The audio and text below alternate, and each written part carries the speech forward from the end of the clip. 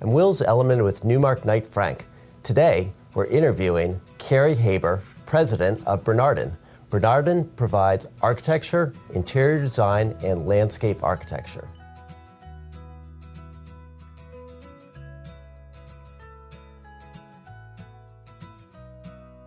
So looking to the future for Bernardon, to some extent, we have created a legacy. The firm is quite well known. I think we have a very good reputation for being fair and doing quality design work.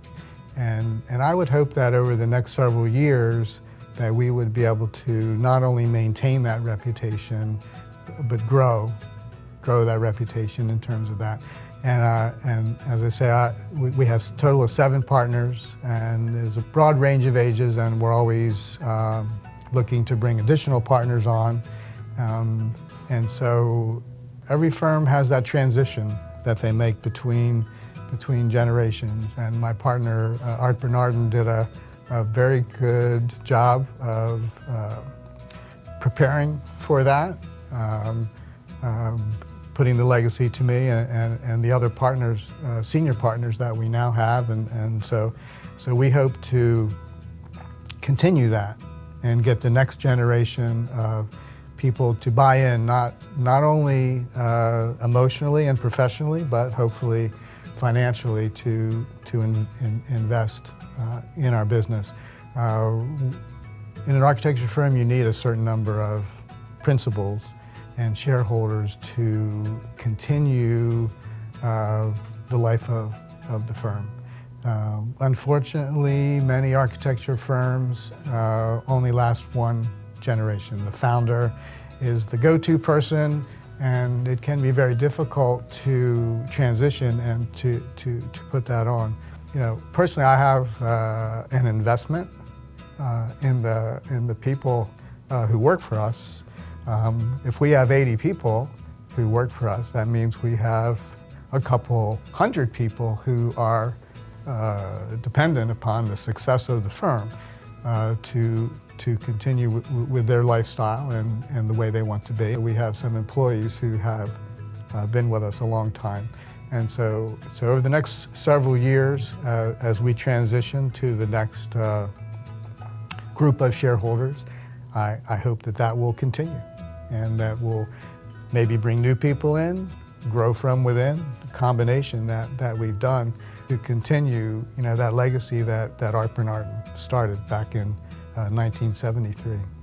We looked very carefully a few years ago at an ESOP. We engaged a specialist, an attorney, and got pretty far along. We came to the conclusion that it wasn't quite right for us. It can be a little complicated to do.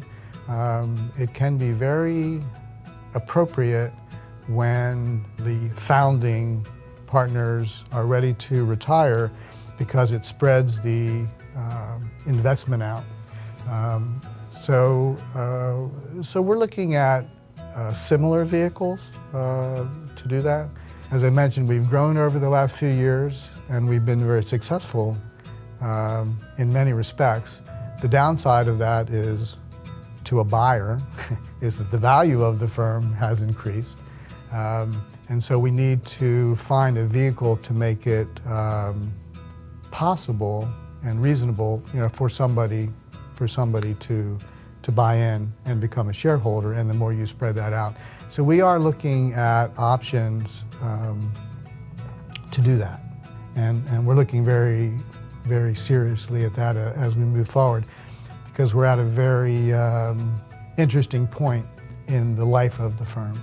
As we mentioned earlier, 80 people is a pretty big ticket for a professional services firm, and so we want to make the opportunity for success available to other folks in the firm who have the entrepreneurial drive to do that.